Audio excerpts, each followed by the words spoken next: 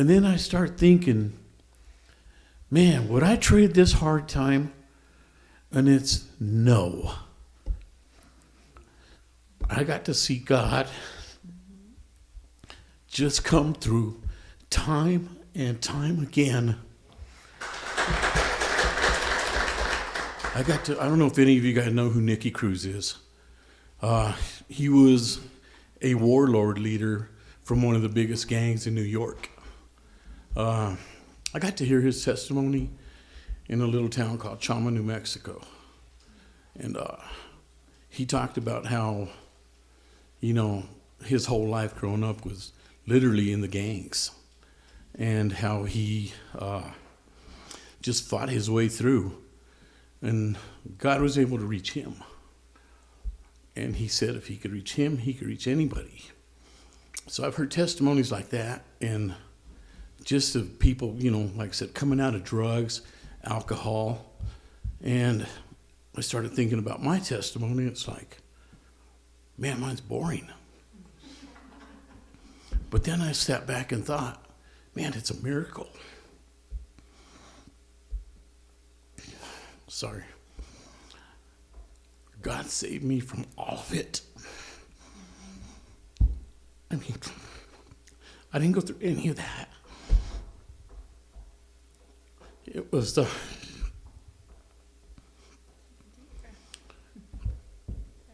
Sunday mornings, Sunday night, Wednesday night, once a month, every Saturday.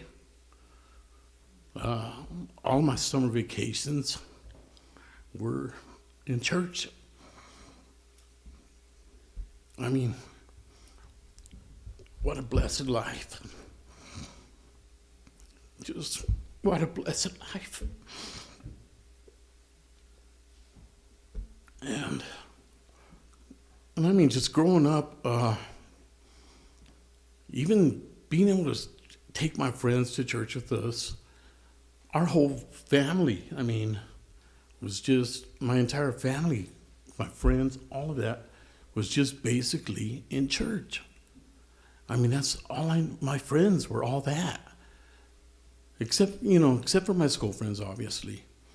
And I might get a little out of line here, or my dates and stuff off a little bit, but yeah, it was just amazing. So my life was a miracle. It was just a tremendous, wonderful miracle what God will do to just let some of us have, just its great, outstanding parents, and family members that we just got to basically live our whole entire times with. I grew up, like I said, in church. Got to sing in church starting at the age of 4 and 5 years old, I believe.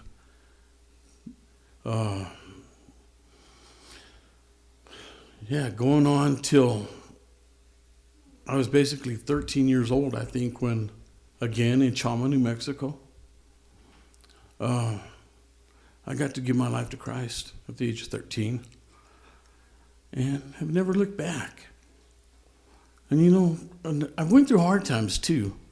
It was not long after that, and I brought up the gang thing with Nicky Cruz and all that, because like I said, I got to hear that, because his testimony had a real impact on my life. And I heard him, I think when I was 11 years old is when I got to hear his testimony. And I don't know if, I'm trying to think, probably when I was 16 years old is when all my friends that I grew up with decided they're in Denver, Colorado, that they were going to start a gang. This is all my best friends. Literally all my best friends that I went to school with decided they're going to start a gang. And they literally came up to me and my brothers and told us, because they were naming their gang the Southside Stills or something like that. And if we weren't going to join their gang, that they wanted nothing to do with us anymore. And they literally did that. They abandoned us. They went off and started their little gang, and A whole bunch of them went to jail. And man, the Lord took me out of that too. I missed every last bit of that. They went, I didn't, and it was tremendous. It was just tremendous, because when I lost all my friends at that time, well, he gave me my best friend.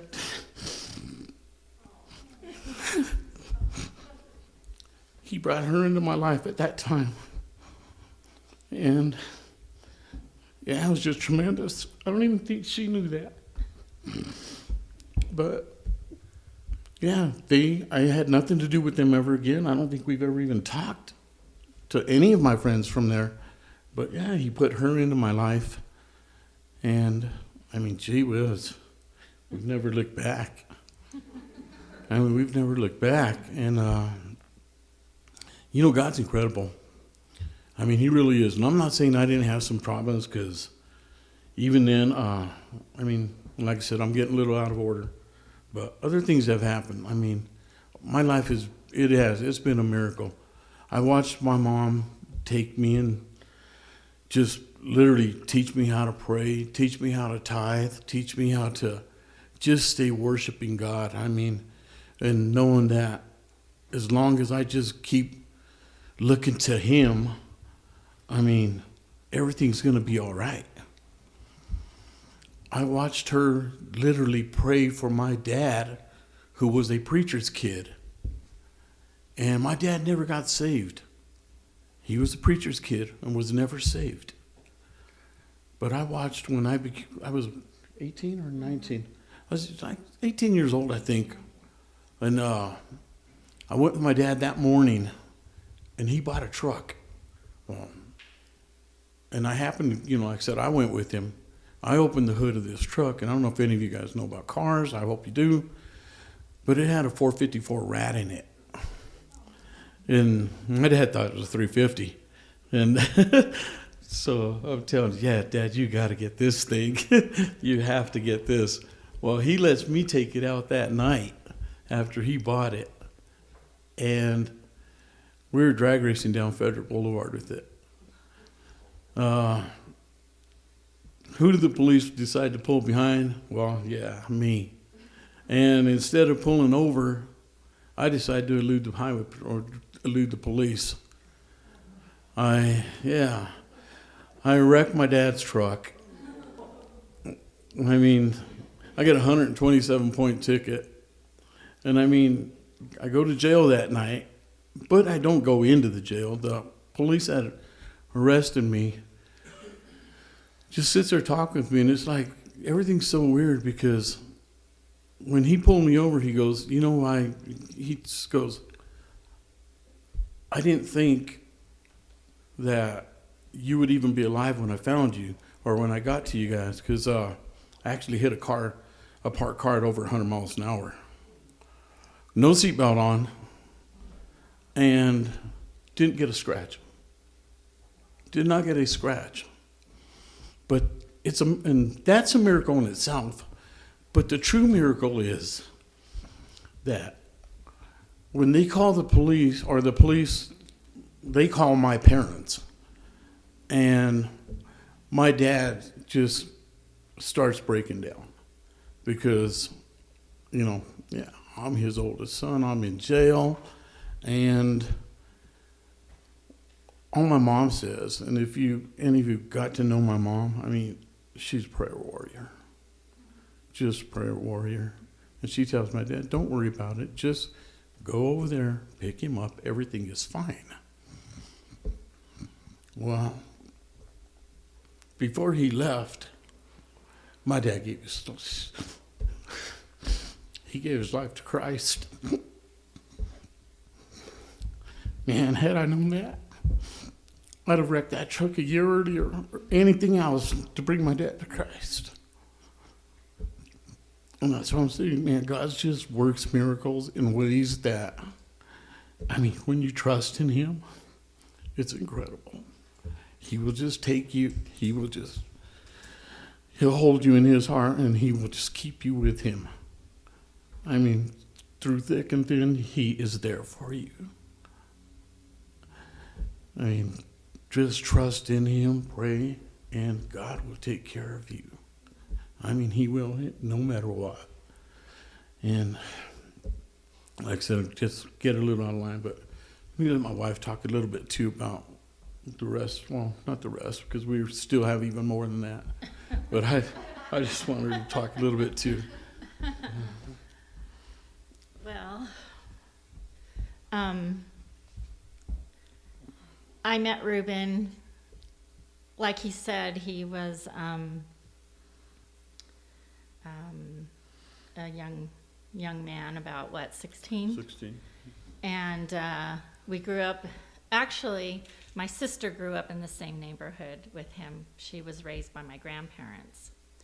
And at the time, I lived with my mom and dad in Colorado Springs, and I would come up for the summers as a young girl and spend the summers with my grandparents and my sister.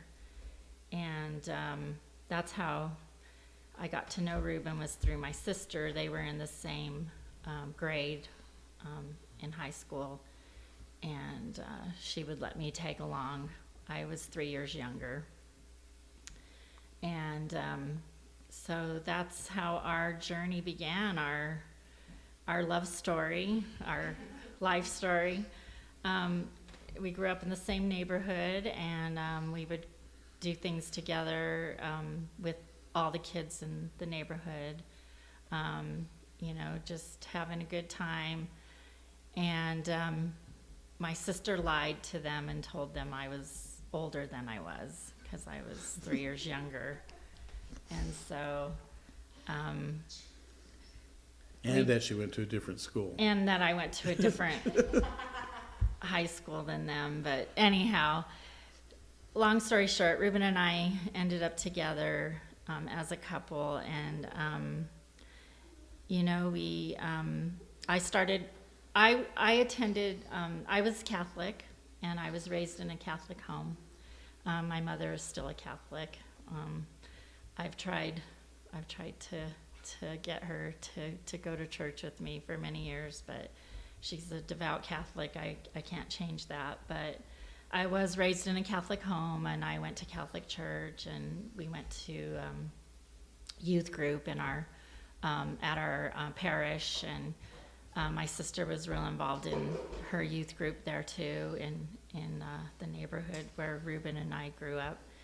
And I had never been to a church like Reuben's church. It was very different.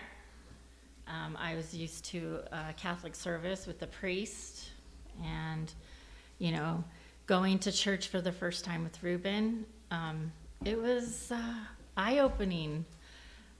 Reuben was raised in a Pentecostal, Spanish-speaking, English-speaking church. It was a congregation of mostly Spanish-speaking families, but they did do service in English and in Spanish. So Reuben and I are both from families that are bilingual. So Reuben's, both of our parents were born in Trinidad, Colorado. Reuben's dad and my mother were raised in the San Luis Valley. My dad's family was from New Mexico, and Reuben's mother was from also southern Colorado. So they were raised in small churches, Bible preaching, fire and brimstone type churches. So that first service was, whew, it was wild. And I went, and the preacher was screaming at us about how we had to be saved, and it was scary for a few times, but then again, I learned a lot, and I loved the singing, because the singing and the worship was so different from the Catholic Church, and it just became more. The more I went, the more I wanted to be there and be a part of it, and I got saved, I think, when I was 16, at First Spanish Assembly of God. And Reuben and I, our journey took us to starting a family very young. And I ended up having my daughter, Adrienne, our oldest, when I was just before I turned 16 years old. And Reuben was just turned 20, I think, or 18. 19. So we started a family young, and that was hard. I'm not going to sugarcoat it. It was a difficult time in our lives. My father was very disappointed with me, and it caused a lot of it caused a lot of friction in the family with my mother and father, and with me having a child so young. We did not get married right away. It was hard enough having a child young and then to jump into marriage right away. So we had to figure some things out. And but he was always there. Reuben was always a responsible father, even at a young age. He was always there for me and my daughter, our daughter. And when I turned 17, before my 17th birthday, it was right before my 17th birthday, Reuben called me one day on the phone and he said, "Do you want to get married?" And you know, I had a pretty rough day that day with my dad because it was constant friction in the family. My dad was just very angry with me, and he wasn't pleasant to be around. And on top of that, he drank alcohol, so he had an issue when he would drink. It would get worse. So anyhow, it was a particularly bad day before, and when he called me that morning and said, "Do you want to get married?" I was like, "You know what? I think I do. I think I'm ready." He says, "I got an apartment. I think we can do this." And I was like, "Okay, let's do this. I'm ready." So we took the big plunge. So like a week later, in fact, my parents had to go down to the courthouse and sign for us to get married because we were so young. So, well, for me anyhow. He didn't have to get signed, but anyhow. So we did that, and we got married at first to Spanish. Pastor Gonzalez, our pastor, married us on a Thursday afternoon. My sisters were there, and my parents.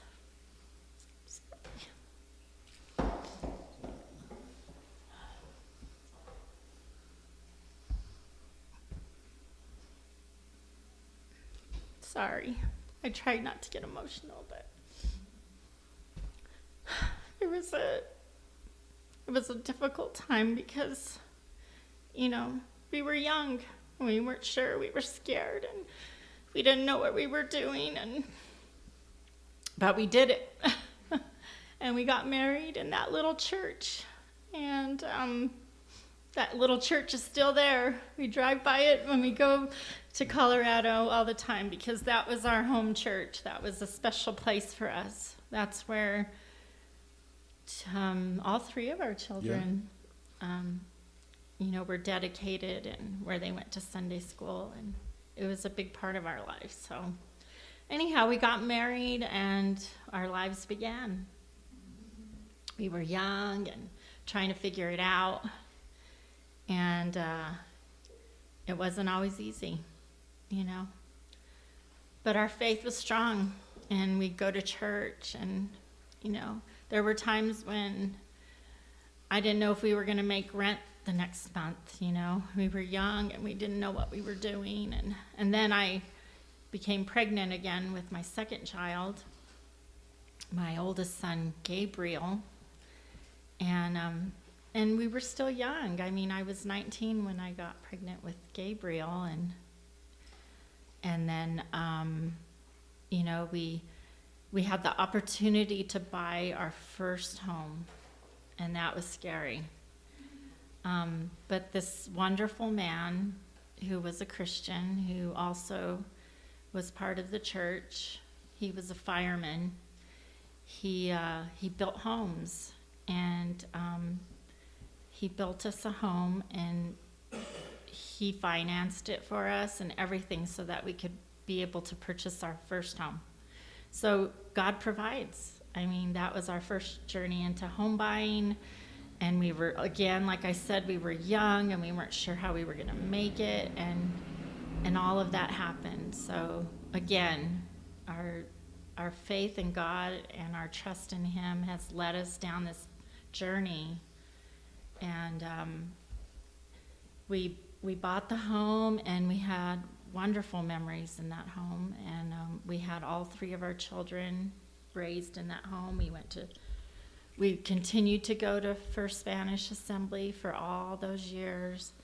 And during that time, we had some dark moments. Reuben had an accident, and it was a really bad accident that required numerous back surgeries.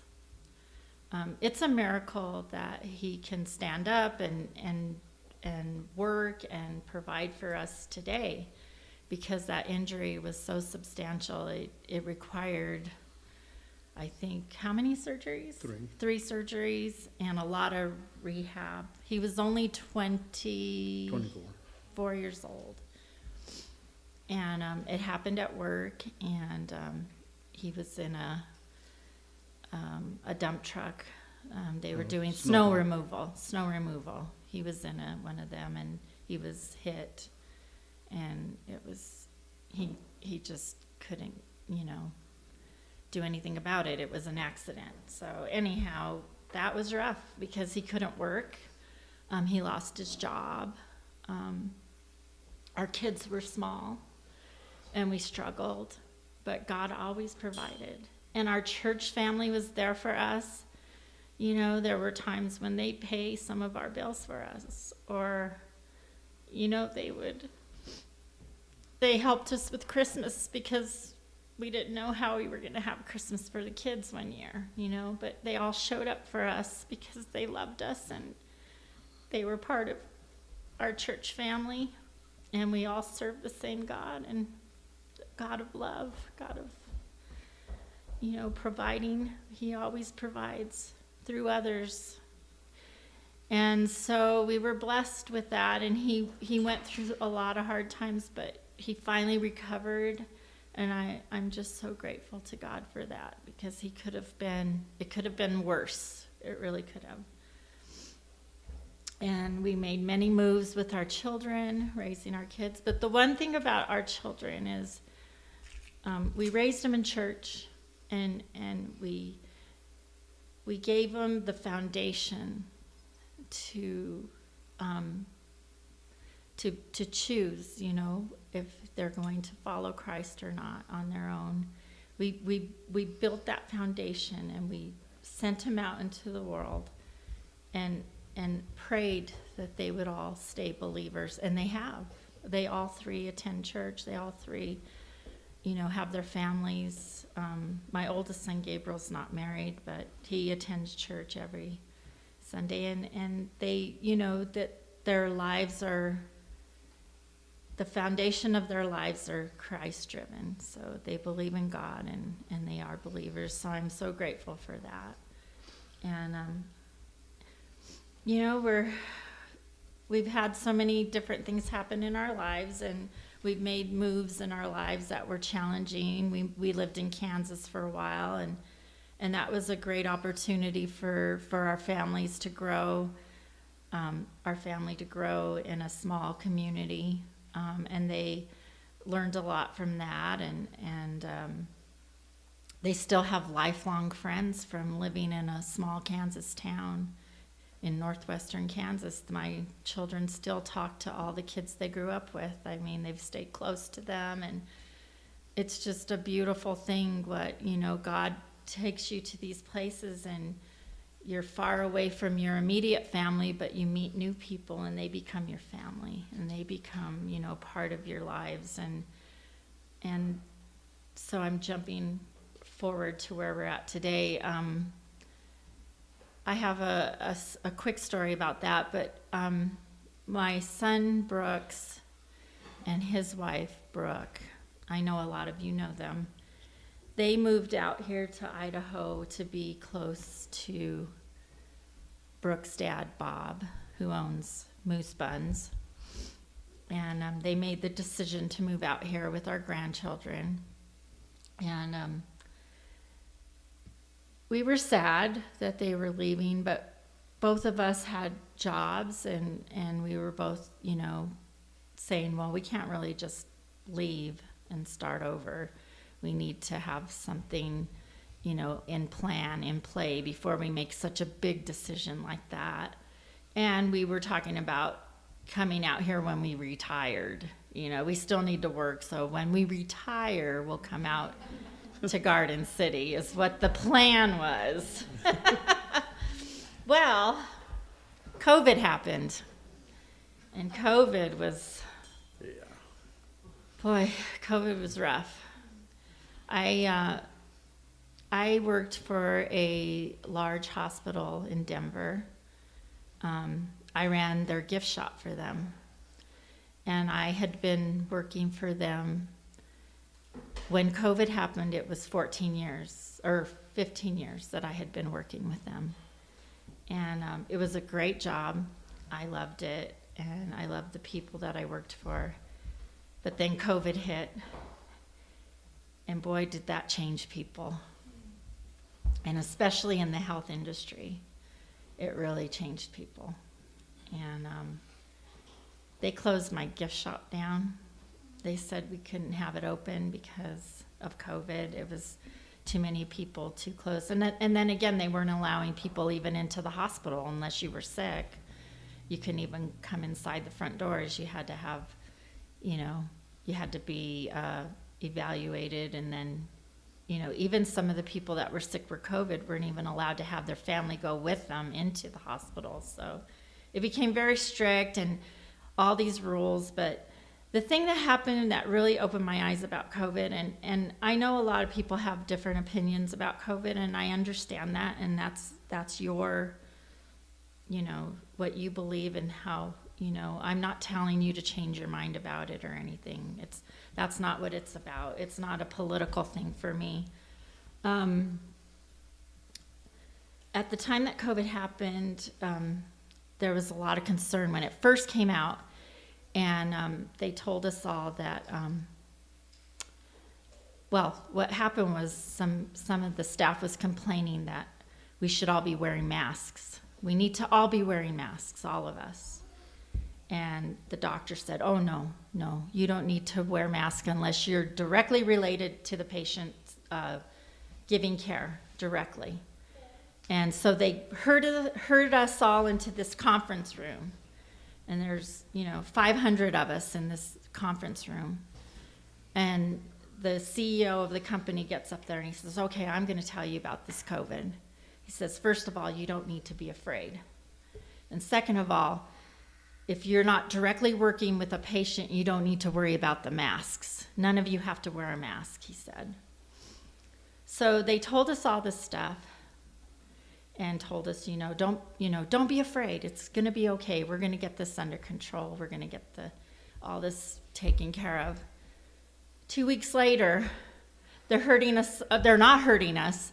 They're sending out a mass email. Every person in this building needs to start wearing a mask. And I was like, what happened to the don't be afraid and don't? I'm like, wait a minute. What's going on here? So anyhow, I just saw the whole, the environment I was in just changed so much, and it made me so sick. I mean, I had a hard time getting up and going to work every day. And then they finally told us, oh, you can't come to work no more.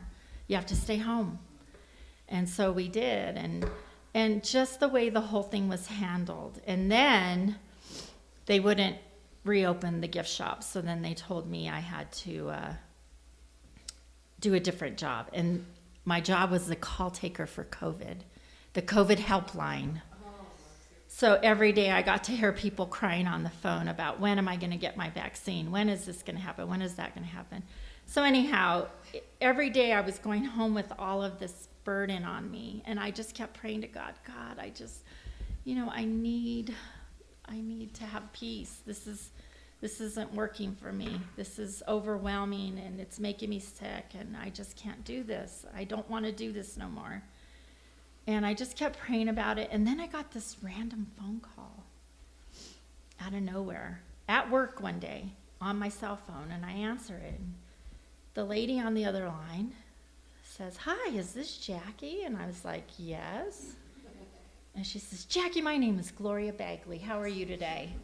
And I said, "I'm good. How are you?" And she goes, "I'm really good." She goes, "I hear you're a florist." And I said, "Yeah, I've been doing floral design for many years." She goes, "We want you to come to Garden City." And I said, "What?" She goes, "We want you to come move to Garden City." And I go, "What are you talking about?" I'm like, "Is she crazy? What's this lady talking about?" And she goes, "We want you to open a flower shop in the village next door to Brooke," because Brooke had just rented that space to open a bakery, my daughter-in-law.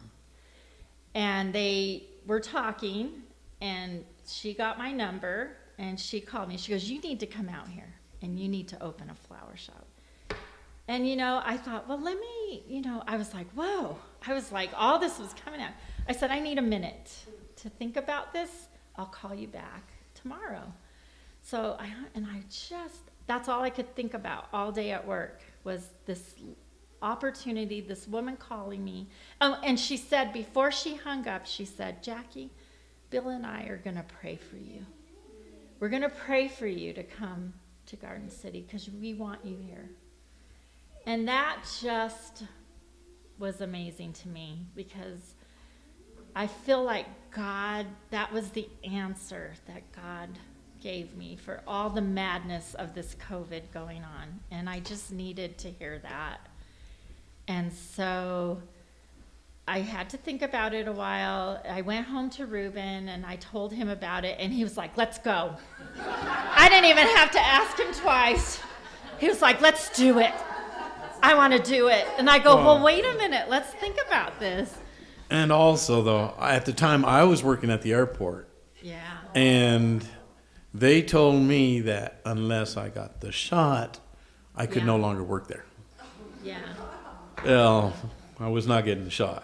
Yeah. So, I was done anyway. Working in the health business, they were basically telling us we were going to be fired. So we were down to the last minutes of that. I mean, I was down to like the last 2 weeks of that. So anyhow, we prayed about it. We talked about it. I went to work the next day, and what happened was we waited till the weekend and we drove out here. Yeah.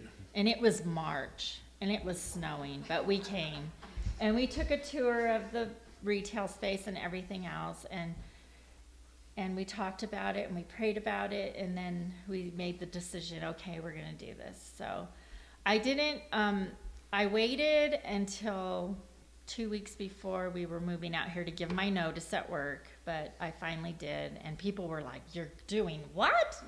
You're moving where?" And they were like, "You're crazy. It's in the middle of COVID." And I was like, "That's why I'm doing it. For one thing, I'm getting out of here." So anyhow, it was beautiful, and that's why we're here. That's why we're here in Garden City. That's our story about that, and we're so grateful. And, it hasn't all been easy. It hasn't. There's been some challenges, and, but we get through it, and God provides, and He's taking care of us, and we're grateful for our little house in Montpelier. We're grateful for, the community and the people here. They've been so loving, and we're just so blessed. And so thank you. And I don't know. And just a couple other things, too, I wanted to share is me and my son, we started our own business out here, too, which I had said we had talked about it, and I was never going to run a business again. I was already done with that. Seems like that's all I've ever done. And started doing it again. Well, we're working for Direct Communications, and just out of the clear blue, they decide they don't want to use any subcontractors anymore. So one Sunday, I'm talking with John, and me and Brooks are over here, and we're talking with John about it, and he says, let's pray about this. So, because I told him, we have no work. Well, we pray about it, and like I said, miracles. God is miraculous. I mean, next Sunday, I tell John, you'll never believe it. Google calls us. And one other company called us too. I don't remember who I told you it was, but they called us too. And it's like all of a sudden now, what are we going to do with all this work? We got more work that we know what to do with. And we had told them both yes. We'll figure that part out later. But yeah, so Google calls us, and now all of a sudden we're swamped, we're working. But, we went through, man, it was what? I don't know, 6-7 months or something like that. We had a hard year. Just a hard time. Yeah. And then I start thinking, man, would I trade this hard time? And it's no. I got to see God just come through time and time again. I don't even know. Where did the money come from? I have no clue. Seriously, I have no clue how we're even paying our bills on some of these things, because I'm literally not getting no money. I'm getting 0 checks and I think it's been, 6 months, something like that. But we're not behind on anything. We eat every day. And, man, just believing, just trusting in God. He will take care of you. Seriously, just give him your all. He'll give you his. He's tremendous. He's got such big hands. Them 2 hands will carry you. They will carry you. Yeah. And we just thank you for everything. Just thank this church family that we have. And let's just all, just like I said, just keep trusting in God. And let's just keep reaching out and letting people know what a great and miraculous God we have. That's right. And just, yes, let's be a light to them. Be the light to the community. Because this community needs us. Yeah, they do. It really needs us. Yeah. But he'll take care of you like he takes care of us.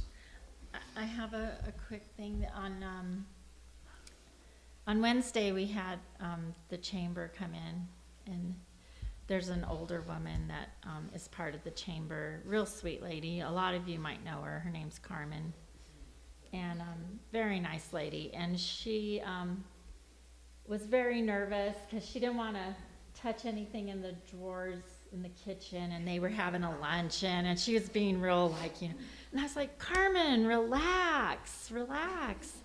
I was like, this is part of the community. I go, this is our church. I go, this is part of your community and my community. I go, you can touch anything in those drawers. I go, we're here for you. This is part of the community. But and the thing that I'm just trying to say is that I'm trying to show people out in the community that we're here for them. That Village Church is not just for special people. It's for broken people. It's for hurting people. It's for people that want to know how to have a relationship with God. It's a Bible church. It's a church that loves. And we don't expect anything in return. You don't have to worry about what you touch in the kitchen or what you wear coming in the front doors. You don't have to worry about where you sit in the congregation. There's no special seat for every person. We're here for everybody, and we're here to love on everybody. So I just want people to know that we're here for all. So Thank you all. thank you.